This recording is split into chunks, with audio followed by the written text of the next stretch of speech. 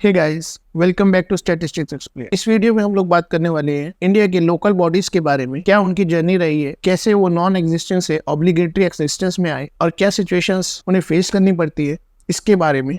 और इसका बहुत गहरा रिलेशन है इंडिया के grass root level of development से। तो चलो स्टार्ट करते हैं। Generally, in small countries, there are two levels of government. One is national level government, and then there is a sub-national level government. But in countries like India and USA, which are actually big in nature, there exists national level government and sub-national level governments. And that is why in India we see central government, then regional government, your state level governments, and following from there, local bodies. At sub-national level, generally comes territorial jurisdiction. So it is always obligatory to define what rules for a jurisdiction a government can make. And this idea of division of government was derived from fiscal federalism because it was believed that government as closer to people can make better laws as compared to the government whose jurisdiction area is entire country. So central government का jurisdiction entire country है, state government का jurisdiction defined है constitution of India के अंदर, and local bodies का jurisdiction assigned किया जाता है। जब हम बात करते हैं local bodies की तो एक common term और engage हो जाती है जैसे इस local finance, और ये term based है आपकी fiscal theory, fiscal facts, physical policies and physical problems के ऊपर जो एसोसिएट होती है इन लोकल बॉडीज के ऑपरेशंस। किसी भी स्टेट गवर्नमेंट का रेवेन्यू आता है टैक्सेस के थ्रू। स्टेट गवर्नमेंट की रिस्पॉन्सिबिलिटी होती है हम लोग को सर्विसेज प्रोवाइड कर। एट द लोकल लेवल ये सर्विसेज इंक्लूड करती है public parks, education, street lights, and because A close connection नहीं बन सकता between A state services and taxation at local level, इसलिए लोकल बॉडीज को यूज किया जाता। पर लोकल बॉडीज की शुरुआत इस तरह से नहीं की गई थी। 1993 में 73rd एंड 74th अमेंडमेंट के थ्रू इनको ऑब्लिगेटरी किया गया था, और उससे पहले स्टेट गवर्नमेंट की मर्जी थी कि वो लोकल बॉडीज बनाए या वो नहीं बनाए। सो 1993 से पहले इंडिया में सिर्फ state and central government exist करती थी और लोकल बॉडीज एग्जिस्ट करती थी in case if state government wants to establish them. But after 73 and 74th amendment constitution obligation बन गई कि लोकल बॉडीज को बनाना है सो दैट स्टेट की सर्विसेज को इम्प्रूव किया जा सके। अब इन लोकल बॉडीज को बनाने के लिए भी एक क्लासिफिकेशन का यूज किया गया। टोटल एरिया को डिवाइड किया गया between villages, rural areas transition to urban areas and urban area. However कुछ एरियाज को इसके अंदर भी एक्सक्लूड किया गया under schedule 6 of the constitution. ये लोकल बॉडीज को डिफाइन किया गया टू एरियाज में, rural local bodies and urban local bodies. Rural local bodies को नाम दिया गया ग्राम सभा, ग्राम पंचायत और panchayati raj institution. And similar way में अर्बन लोकल बॉडीज को नाम दिया गया म्युनिसिपैलिटीज एंड म्युनिसिपैलिटीज कॉर्पोरेशन। इसीलिए हम लोग जब दिल्ली में देखते हैं we see only municipality, but when we go to rural areas we see gram sabha, gram panchayat. एक बात और नोटिस करने की है कि इंडिया में सिर्फ लोकल बॉडीज काम नहीं करती है बट यहाँ पे ट्रस्ट भी काम करते हैं, जैसे कि पोर्ट ट्रस्ट और इम्प्रूवमेंट ट्रस्ट। ये ट्रस्ट सर्वाइव करते हैं सेंट्रल या स्टेट गवर्नमेंट की फंडिंग के ऊपर। इनको उन जगह पे बनाया जाता है जहां से गवर्नमेंट सेशन के थ्रू सफिशिएंट फंड जनरेट नहीं कर सकती है, बट गवर्नमेंट की सर्विसेज वहां प्रोवाइड करना एसेंशियल है। आज के सिनेरियो में अगर हम देखना चाहें तो हम ये नोटिस करेंगे काफी सारी रूरल बॉडीज शिफ्ट कर रही है अर्बन लोकल बॉडीज की तरफ, क्योंकि अर्बन पॉपुलेशन इंक्रीज कर रही है। 73rd एंड 74th अमेंडमेंट जो इन लोकल बॉडीज को एग्जिस्टेंस में लाने के लिए आए, उन्हीं अमेंडमेंट के अंदर 11th और 12th शेड्यूल को भी क्रिएट किया गया। शेड्यूल 11th के अंदर सब्जेक्ट लिस्ट ऑफ 29 एंट्रीज की गई for the local body. Similarly schedule के अंदर 18 सब्जेक्ट्स की लिस्ट बनाई गई अर्बन लोकल बॉडीज की। बट इन दोनों ही शेड्यूल में रेवेन्यू रिसोर्सेज को मेंशन नहीं किया गया इन दोनों लेवल की बॉडीज के लिए। एंड इसी के साथ स्टेट लेजिस्लेचर के पास पावर आ गई to assign the functions and revenue resources for these bodies. And इसके बाद लोकल बॉडीज के फाइनेंशियल रिसोर्सेज को डिफाइन करने का तरीका बना assigning taxes, share taxes, grants, loans and income from remunerative services. And states को ये भी एडवाइस किया गया कि while assigning revenue resources to these local bodies, they should refer to State Finance Commission recommendations. Now the question arises, ये State Finance Commission क्या होता है?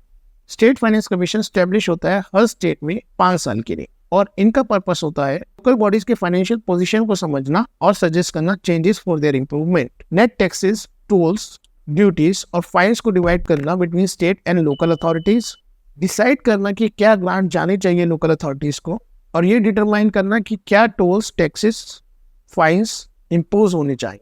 एंड इन सब चीज़ों के साथ स्टेट फाइनेंस कमीशन उन मैटर्स से भी डील करता है जो स्टेट गवर्नमेंट उन्हें असाइन करती है for the improvement of local bodies. चलो थोड़ा और डीप पे समझने की कोशिश करते हैं फाइनेंशियल रिसोर्सेज को लोकल बॉडीज के, जिनको हम डिवाइड कर सकते हैं tax revenue and non tax revenue के। सो इंडिया में टैक्स रेट फॉर्म्ड हुआ था गवर्नमेंट ऑफ इंडिया एक्ट के थ्रू। ये एक्ट कंटेन करता था एक एक्सक्लूसिव लिस्ट ऑफ टैक्सेस को जो कि लोकल अथॉरिटीज यूज कर सकते। पर 1935 में हर लोकल बॉडी के टैक्स को प्रोविंशियल गवर्नमेंट को एलोकेट कर दिया और इसी के बाद लोकल अथॉरिटीज के रिसोर्सेज के प्रॉब्लम स्टार्ट हुए, जिसको काउंटर करने के लिए टैक्सेशन इंक्वायरी कमीशन को बिठाया गया इन 1950 और टैक्सेशन इंक्वायरी ने कुछ रिकमेंडेशंस प्रोवाइड किए for local authorities like taxes on advertisement should be assign to local authorities. But ये रिकमेंडेशन वर्कआउट नहीं किया क्योंकि एडवर्टाइजमेंट वहीं किए जाते हैं जहां पर टूरिस्ट ज्यादा जाते हैं। टूरिस्ट उस एरिया से बहुत दूर जाते हैं जिस एरियाज में लोकल अथॉरिटीज वर्क करती। एक रिकमेंडेशन और दिया गया जो कि था taxes on land and building, and ये आज भी काम करता है। फिर एक रिकमेंडेशन दिया गया taxes on vehicles but not water vehicles. So motor vehicles पे जो भी टैक्स लगना है वो स्टेट कलेक्ट करेगी, but like hand cart, animal driven cart etcetera should be collected by local bodies. आज की डेट में इनको कौन यूज करता है?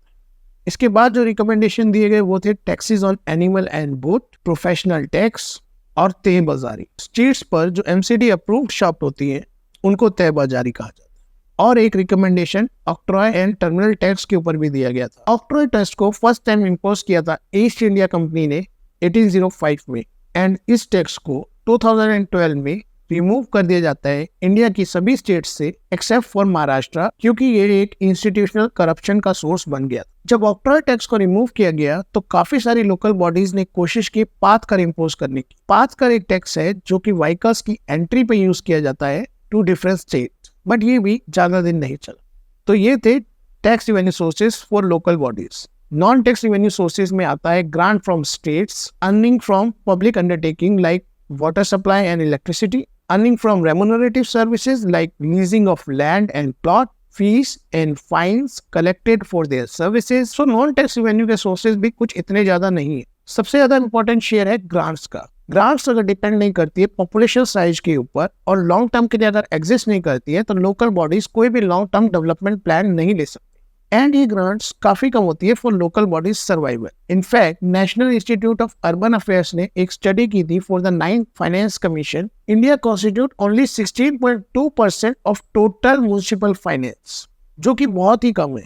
ज़कारिया कमेटी ने भी एक रिकमेंडेशन प्रोवाइड किया था दैट इंडिया को अपने ग्रांट्स इन्फ्लेशन इंडेक्स करने चाहिए for each municipal body and they should be determined based on the size of the population. इन सभी रेवेन्यू सोर्सेज के बाद अगर लोकल बॉडीज के पास फंड कम होता है to execute their long term plan तो वो लोन एंड एडवांसेस के लिए जाते हैं to state and market. And recently many local bodies are doing this because they are short on funds. इनमें से सबसे फेमस लोकल बॉडीज हैं अहमदाबाद से, पुणे से और बेंगलोर से, जिनकी क्रेडिट रेटिंग भी की जाती है एजेंसीज के थ्रू। सो इन सब चीजों के बाद समझ आता है लोकल बॉडीज के करंट सिचुएशन में प्रॉब्लम्स क्या है। एडिक्वेट रिसोर्सेज, एडमिनिस्ट्रेशन में एफिशिएंसी का कम होना, स्टेट से ग्रांट्स ना मिलना, लिमिटेड रेम्युनरेटिव टैक्सेस का होना और इन्फ्लेशन का राइज का। सो लोकल बॉडीज को इम्प्रूवमेंट के लिए क्या करना चाहिए वो स्टेट फाइनेंस कमीशन तो बताता ही है, बट सेंट्रल फाइनेंस कमीशन भी कुछ रिकमेंडेशंस प्रोवाइड करता है फॉर द लोकल। इसको देखकर लगता है लोकल बॉडीज की करंट सिचुएशन ज्यादा अच्छी नहीं है एंड गवर्नमेंट को उसके ऊपर काम करने की जरूरत है एंड होपफुली गवर्नमेंट अपना काम करेगी। Right, I think that is all for this video. We have understood how exactly local bodies perform, what are their revenue sources, what are their problems and what bodies actually recommend them in order to improve their financial position. So yeah, I see you in the next video. Thank you.